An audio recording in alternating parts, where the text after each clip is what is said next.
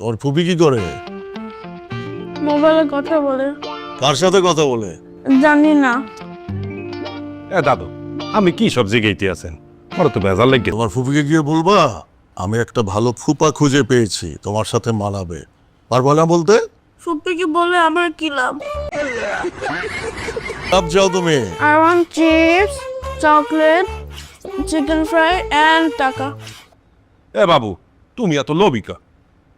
আচ্ছা টাকা লাগবে না।